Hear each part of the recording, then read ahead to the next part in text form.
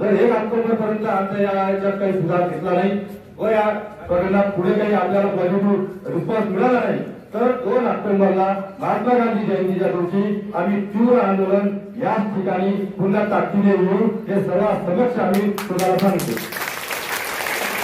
तर आजचं आंदोलन आज चांदूर रेल्वे तहसील कार्यालयावर संजय गांधी निराधार श्रावणबाळ योजना अपंग विधवा यांचे जे गेल्या 7-8 महिन्यापासून जे मानधन आलं नाही त्यासाठी बैठा सत्याग्रह हे आंदोलन होतं। त्यामध्ये आम्ही आम आदमी पार्टी, शिवसेना, उद्धव गट, मार्क्सवादी पार्टी, भारतीय कम्युनिस्ट पार्टी आणि जनता दल आणि सर्व लाभार्थ्यांना घेऊन हे बैठा सत्याग्रहाचं आंदोलन केलं। यामध्ये जी मागणी होती की या लाभार्थ्यांना 7-8 महिन्यापासून त्यांचं मानधन आलं नाही, त्यांना पेन्शन मिळाली नाही, तर हे पेन्शन तातडीनं मिळालं पाहिजे।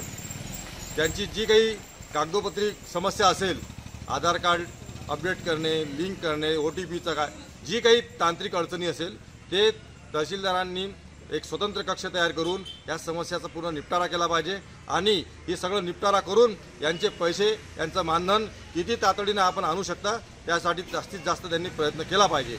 अशा मागण्यांना घेऊन आम्ही बैठा सत्याग्रह केलं।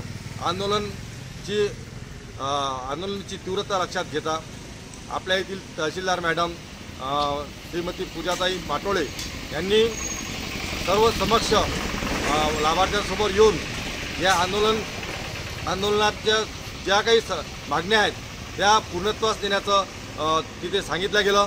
त्यांनी सांगितलं की आजपासूनच सगळं कक्ष तयार करून कोणत्याही लाभार्थ्यांचा अपमान होणार नाही, तर कर्मचाऱ्याकडून चांगला प्रतिसाद मिळेल आणि उद्या जास्तीत जास्त टेबल लावून सगळे अधिकारी कर्मचारी ह्या समस्या प्राथमिकतेने निकाली काढतील आणि वरिष्ठ स्तरावर लवकरात लवकर यांची पेन्शन 7-8 महिन्याची जी थांबलेली आहे ती तातडीनं मिळेल ही आपण पाठपुरावा करून लवकरात लवकर मिळेल असं त्यांनी सांगितलं।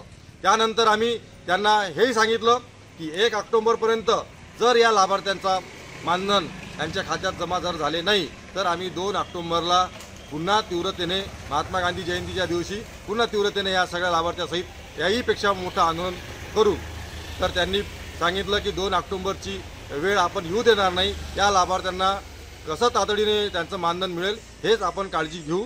एवढं बोलून आजचं हे आंदोलन बैठा सत्याग्रहाचं हे आज स्थगित करण्यात आलं।